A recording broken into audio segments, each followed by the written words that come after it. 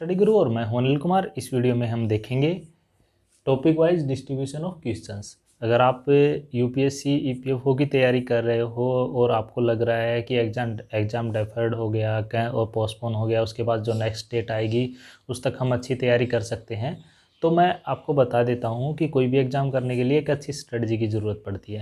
अगर आपको स्ट्रेटजी देखनी है तो वो एक दूसरे वीडियो में आप जाके देख सकते हो। उसके बाद यहाँ पे बात आती है, स्ट्रेटजी का एक पार्ट ये भी रहता है कि आपको पता होना चाहिए कि एग्जामिनर आपसे कहाँ कहाँ से क्वेश्चन पूछेगा। तो सबसे पहले ये सिलेबस है, सिलेबस से बाहर तो पूछेगा नहीं। सिलेबस में भी उसका फोकस किस चीज़ पे ज़्यादा रहेगा। तो जो पीछे के 3 पेपर हैं उनको एनालिसिस करने के बाद जो हमारे पास रिजल्ट आया वो कुछ इस तरह से आया। सबसे पहले ये जो मैं आपको बता देता हूँ, ये जो क्वेश्चन है इनका जो टोटल आपका बन रहा है 130 मार्क्स बन रहा है। ठीक है जी। अब आप सोचोगे कि इसका जो टोटल है वो तो 130 मार्क्स बन रहा है, जबकि एग्ज़ाम तो 120 का आएगा। पेपर तो 120 का होना है, ये 130 कैसे बन रहे हैं? तो मैं आपको यहाँ पे बता दूँ, एक सेकेंड।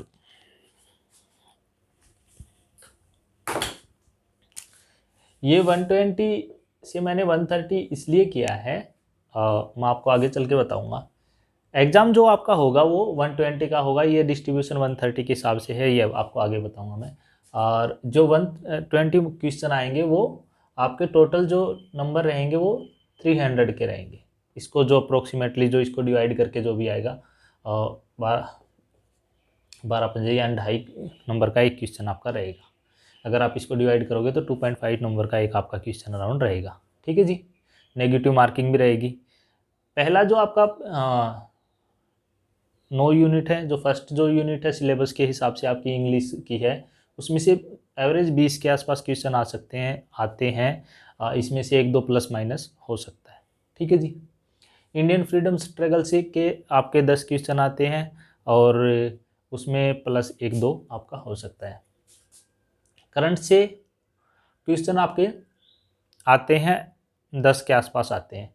मैंने 20 इसलिए लिए हैं, अब की बार इसके ये इसीलिए 10 नंबर बढ़ रहे हैं, यहाँ पे 130 इसीलिए हो रहे हैं कि ये मैंने यहाँ पे 20 ले लिए। नहीं, ऑन एंड एवरेज जो करंट अफेयर करंट और इनके करंट इवेंट डेवलपमेंट के आते हैं वो 10 क्वेश्चन के आसपास आते हैं, प्लस माइनस 2-4 हो सकते हैं।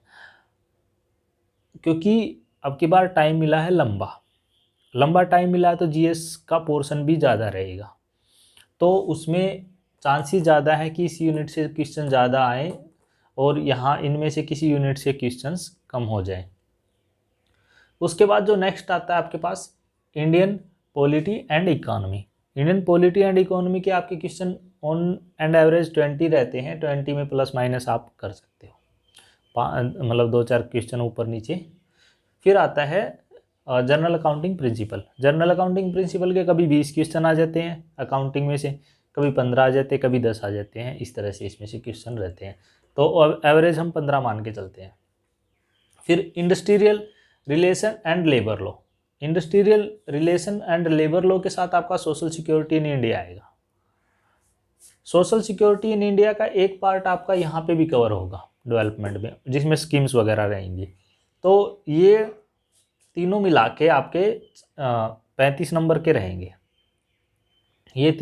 ये आपका 35-40 नंबर का यहाँ से पोर्शन आपका कवर हो जाएगा, जिसमें industrial relation and labour laws आपके 15-20 नंबर के यहाँ पे कवर कर लेंगे। इसमें सोशल सिक्योरिटी का एक छोटा सा पोर्शन है वो, और जो इसमें स्कीम्स वगैरह वो डेवलपमेंट में कवर हो जाएंगी।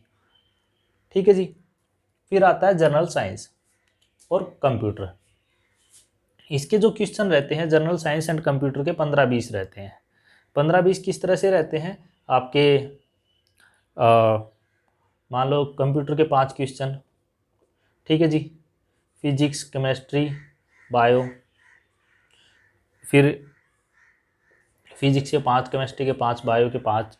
इनमें से मतलब ये मिला के 4-4 भी हो सकते हैं। ये यहाँ पे 16 भी बन सकते हैं, 15 की जगह पे 12 भी बन सकते हैं, मतलब ऑन एंड एवरेज इतना रहेगा। मैथ और इसमें क्वांट में से आपके 15 क्वेश्चन आते हैं, कभी 12 आ जाते हैं, कभी 10 आ जाते हैं, कभी इस तरह से इनका रहता है।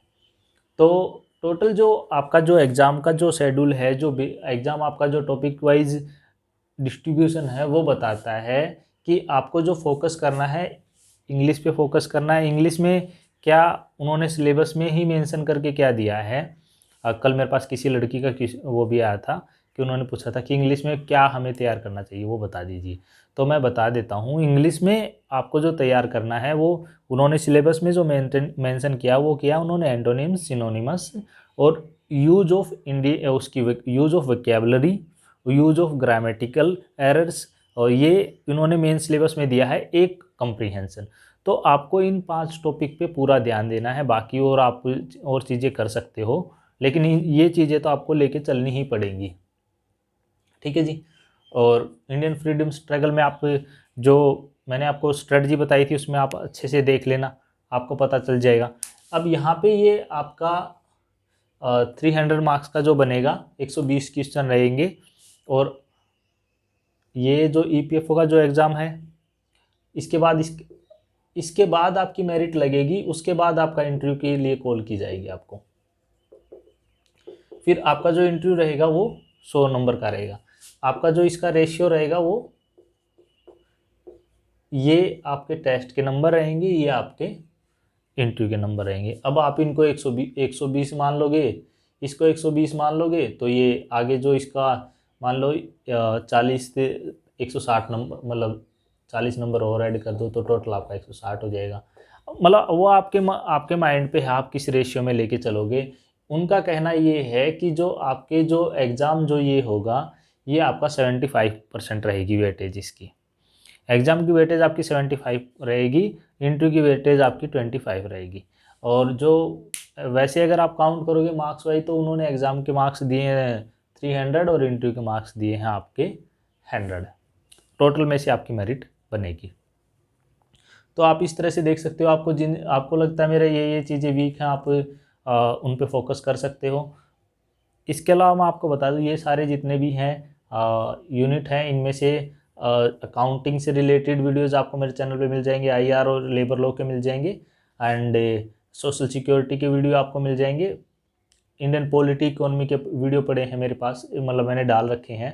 इंडियन पॉलिटी के लक्ष्मीकांत के हैं, और इकोनॉमी के रमेश सिंह के, इंडियन फ्रीडम के आपको उनके मिल जाएंगे, क्या बोलते हैं उसका, राजीव अहिर के मिल जाएंगे, जिसमें स्पेक्ट्रम की पूरी टीच कर रखी है, आप वो जाके देख सकते हो। अगर आपकी कोई क्वेरी है तो आप मुझे कमेंट करके बता सकते हो। अगर आपको स्टडी मटेरियल, सिलेबस वगैरह कुछ चाहिए पीडीएफ में तो आप मुझे कमेंट करके बता सकते हो, हिंदी में, इंग्लिश में, किसी भी। और अगर आप इसको जितना लाइक करोगे, जितना मतलब कमेंट वगैरह करोगे तो मुझे पता चलेगा हाँ इसका रिस्पांस अच्छा है। अगर क्या कई बार क्या रहता है, जब रिस्पांस अच्छा नहीं आता तो आप कहीं और जहाँ रिस्पांस अच्छा आता आप उस चीज़ पे फोकस करते हो। अगर आपका रिस्पांस अच्छा रहेगा तो फिर हम इसके और जो लेबर लॉ और इनके आगे और वीडियोज़ बनाएंगे। तो इस वीडियो में इतना ही। Thanks, have a nice day.